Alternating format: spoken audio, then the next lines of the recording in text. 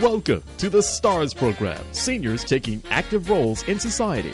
And now, here's your host, ANITA FINLEY. Well, we have our book, a book author. We always have authors. I love them. I wish that my whole magazine was filled with books because they are the most interesting people. But some are serious and some are playful. But I have a very serious author that we're going to talk to today. She actually was our publisher's choice for our May issue. If you go on our magazine and you'll see in the cover, it says, "When Family Calls." It's interesting. When family calls, but the rest of the words are finding hope in the chaos of long-distance caregiving. So when family calls, everybody knows. They jump up, oh, it's my mom, oh, it's my dad, something's going on, and we know that. So anyway, we're all set. Caroline, I just can't tell you. It's Carolyn, and we're going to call you Lynn because that's your nickname. But I want to just know how it felt to finish that book.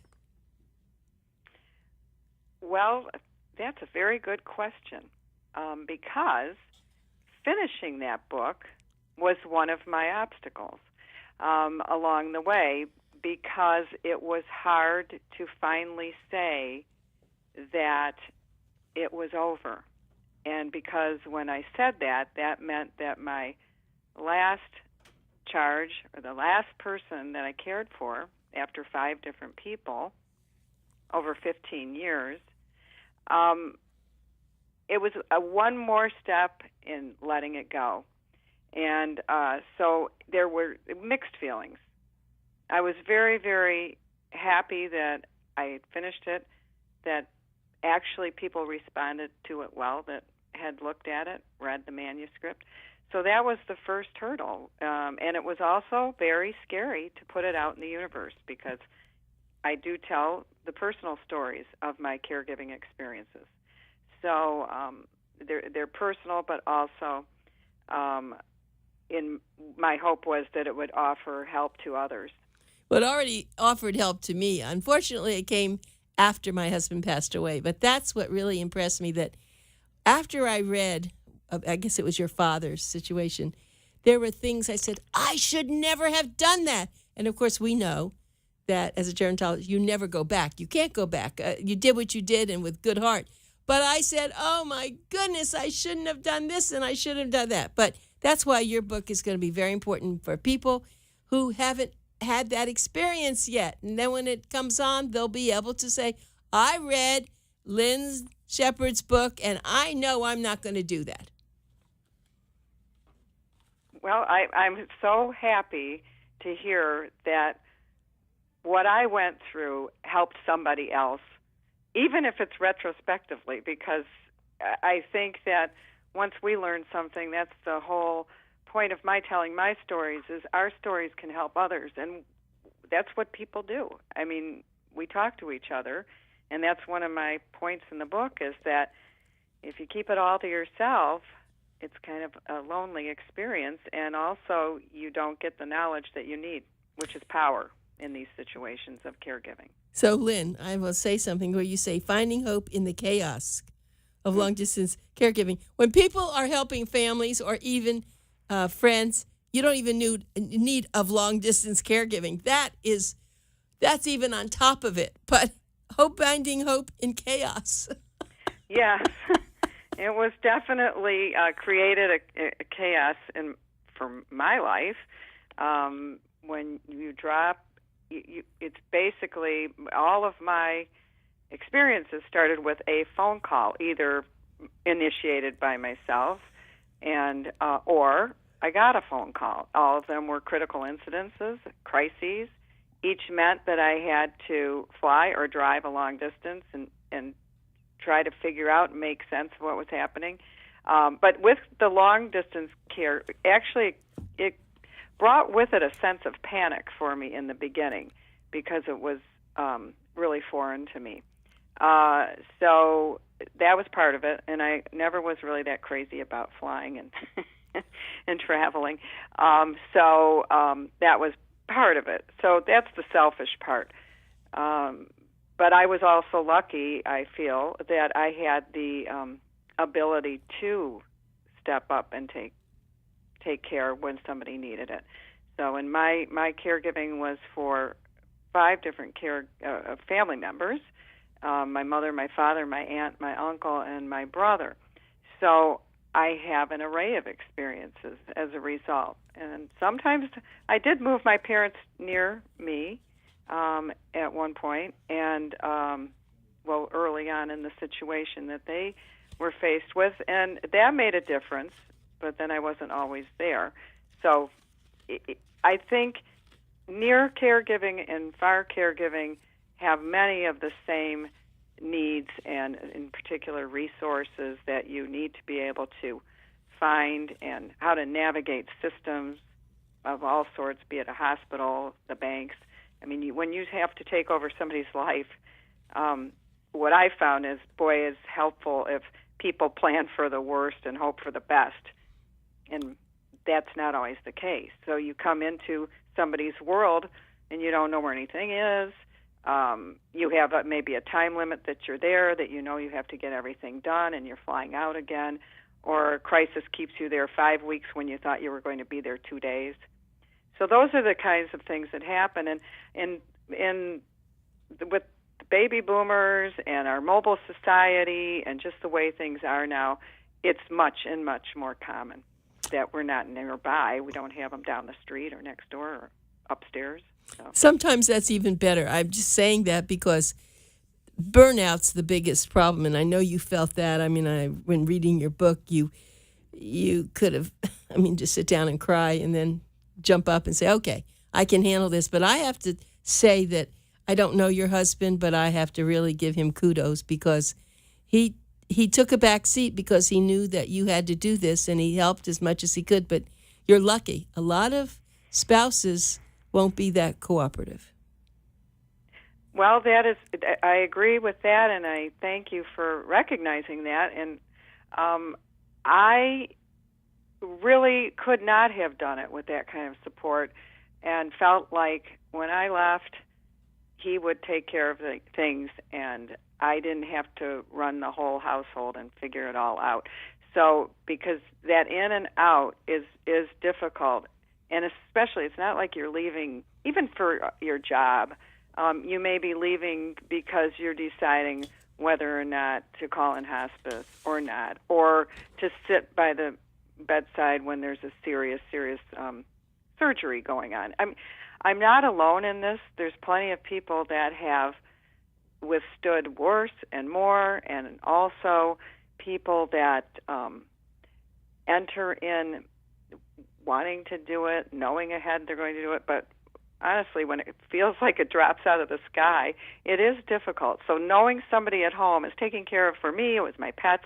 I do say that, I wasn't blessed with children. I worked with families and children in my social work background, but I didn't have that added issue with, your children having to go off to college or whatever else you're dealing with. Yeah. That, for me, was a blessing. I always wondered, I wonder why, I didn't have children. But there it was, opened the door for me to be available for 5 different people. Yes. So, yeah. The other thing, Lynn, that I thought was very interesting is that you were able to separate, each situation, whether it was your father, your mother, your uncle, each one really was different. It wasn't like repeating itself. New things came up all the time. It's so true. And what it is, first of all, each person, they're going to be different. Each one of their life situations is different. Their health circumstance is different. How we relate to them is different. Where they live is different. What the names of things, even on your advanced directives, in one state it's called one thing, the healthcare surrogate in one state, the other one's patient advocate. All the different terminology is different in the hospitals. So you have to really learn to figure out the resources and navigate these systems, and that means asking questions. And sometimes you're so exhausted you don't even want to deal with it, right? So there's that. And I say really, I was thinking about this, I'm not really an expert on long-distance caregiving or caregiving. I'm a survivor. And basically that's how I see it. And part of that was figuring out how to help each person. And really, every single situation was different, too. What their physical problem was, or the type of dementia, or, and with my brother, it happened to be cancer. It was very sudden, very fast. He had nobody else in his life at that time. So all these things meant that I had to learn how to handle each one differently. So that was a good question, Anita, because they're not all things are created equally, including the systems we're dealing with and the people that care for our loved ones. So I figured out certain ways that I've certainly figured out more compared to my first experience. And the first experience, because I didn't have as much knowledge, and I didn't even know how to find help sometimes, and I was so overwhelmed that I feel like I may not have done as well. That's how I felt then. But in retrospect, I did what I did, right? I did what I did when I knew. Well, and looking back, I said, well, that wasn't too bad. It's funny. After reading your book, I have to tell you, I've talked to one of my close friends, and I started complaining. I said, I could have done this for Bill. And she said, Anita, you were the best. You were there with him 24 hours a day. See, just what you were saying. You start looking back, and then, no, you really were good, because it is a responsibility that no one trains us for this, no matter how. You were a social worker. I'm a gerontologist. No one trains us, because the emotions, if it's for someone who we are close to, we love, is part of our family, that's a very unusual situation. Just like your father. He didn't want any help at first. No. The same thing, and you love him, but what are you going to do? And you're his daughter, and how do you take it? But I want to jump into something else that I want to share with you that, see, you were lucky in a way. You didn't have a bunch of brothers and sisters who were interfering, because I know some families are going through pure, I'm not going to use the word hell, but I will.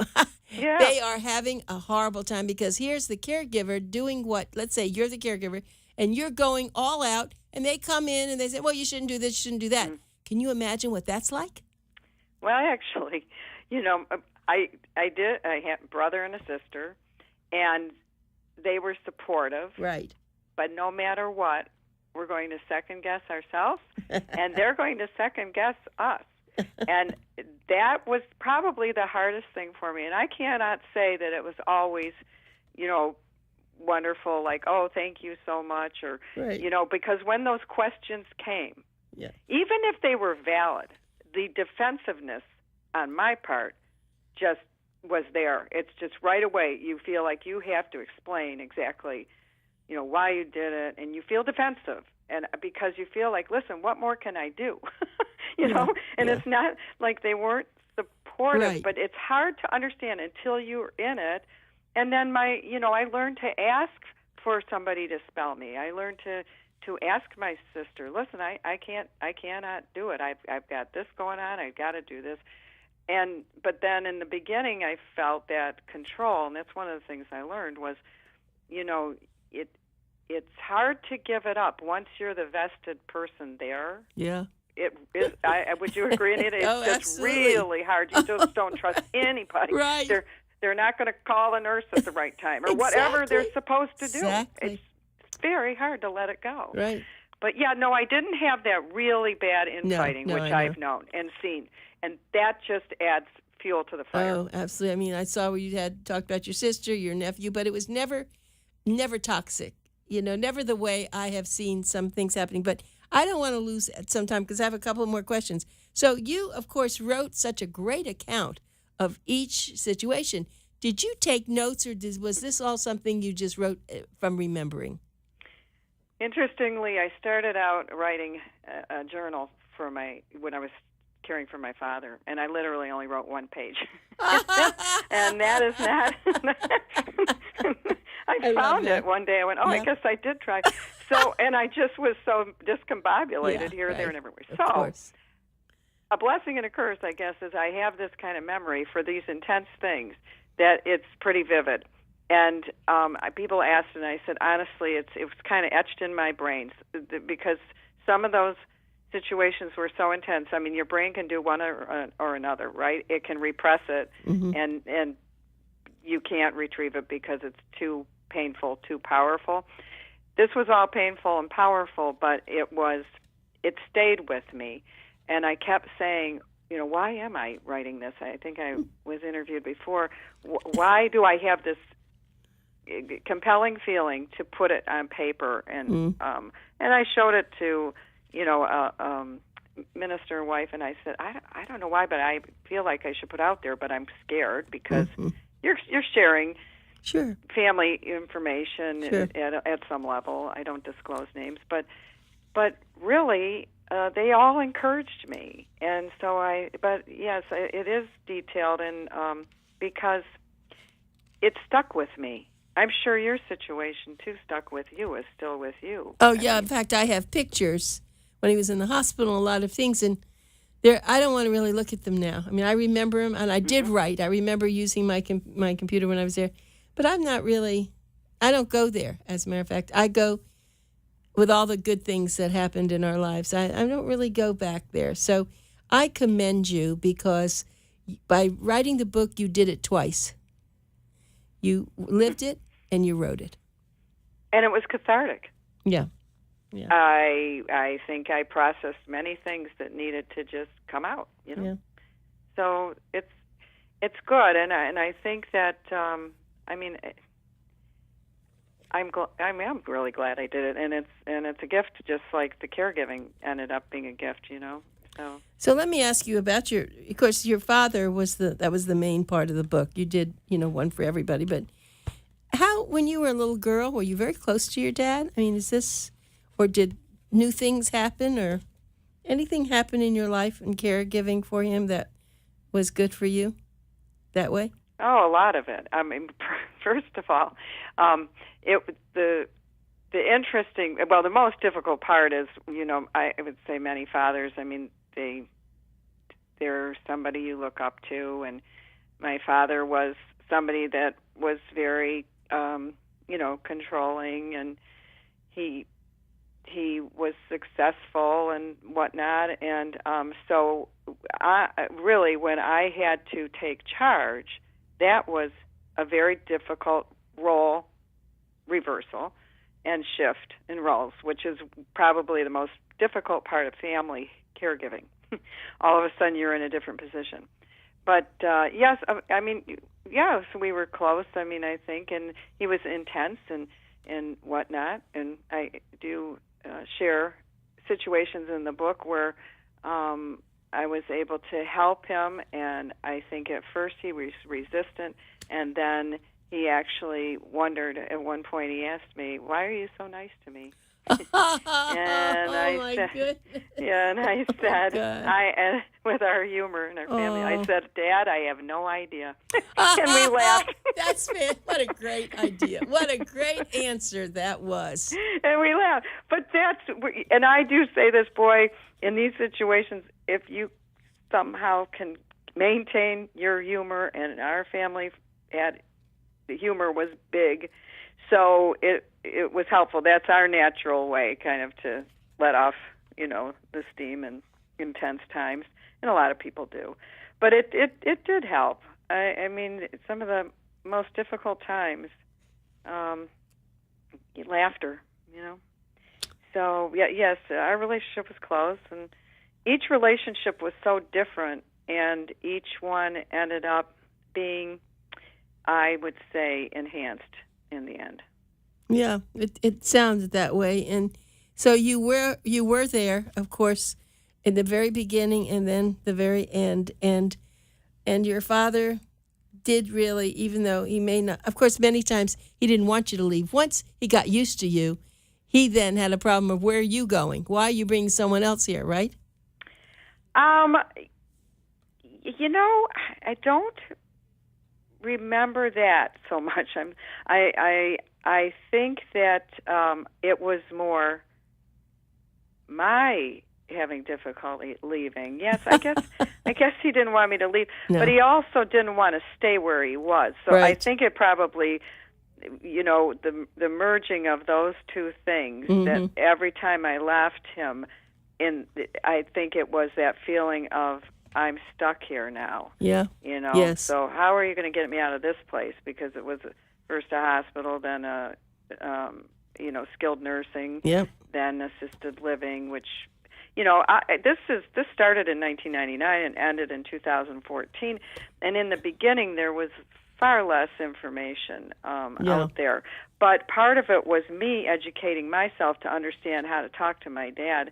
And I always used the professional, because if I came in and said, this is what we're going to do, or I think this is what we should do, that would be met with much more opposition. So what did you say? What did you say? I often would say, I talked to the doctor, and you can talk to him too, Dad, but this is what we've come up with. It would be the best thing right now. It's not smart. Forever, But I remember I worked with kids, and kids that had difficulties, so oppositional kids, and I would really go back to that and how helping them feel like a lot of it was their idea, or they were a part of the process of decision making, and that's giving people agency that have lost their powers because of health, dementia issues, all of the various things, and because of his dementia, his world was falling apart, and nobody knew about it because he was very, very smart. So there was all of that. He all of a sudden had to give up everything, and that's where I had to really figure out a way to help him accept that. And that's in the book, the various things, how to help him realize it was time to sell a home, all of those things. And you really have to empathize with people, when they're at that point. Sure, that's how we would feel. I mean, I'm a pretty powerful person as you are. Can you imagine people telling us what to do? No, don't. What do you mean? I can't. No, it's going to be. I said, oh man. My gosh. Yeah. My sister and I laugh about that. We say, we would complain about it. We're like, geez, if we looked in the mirror, That's apples true. don't fall far. So That's true. but so you can see that. But there's also that. I had 5 hospice experiences, and that's one of the hard things about caregiving. And sometimes, no matter what you do, what's the ultimate for people? Not all the time, but at that moment. But you feel like, well, I tried everything, and still. Right, but I want to give everybody. First of all, let me tell everyone your name and the book. It's called "When Family Calls: Finding Hope in the Chaos of Long-Distance Caregiving." And my guest is Carol. It's spelled Caroline, but it's Carolyn H. Sheppard. She has a master in social work, and I believe that's made a big difference in how she was able to handle it. But you can actually, it was printed by Banyan Tree Press, and you can go to her website, which is CarolinH Sheppard, SHEPPARD.com. And you'll be able to hear this on YouTube, that you can play it over again. But you can also, of course, when you get your magazine, the May issue, you'll see it on the cover, you'll see the review. And I think that anyone who is caregiving for anyone, this book is a must. And it'd be better to get it even before you're caregiving. If you see it's going to happen, get it. Because even if there were two lines in it, 2 things could make your life different. I've found so many things, and I have been recommending this book. I've been talking about this book. It's everywhere. And with the baby boomers exploding and what's happening with family members, and now the millennials will be taking care of the baby boomers, or taking care of these seniors. It's a great book, and she's worked very hard on it.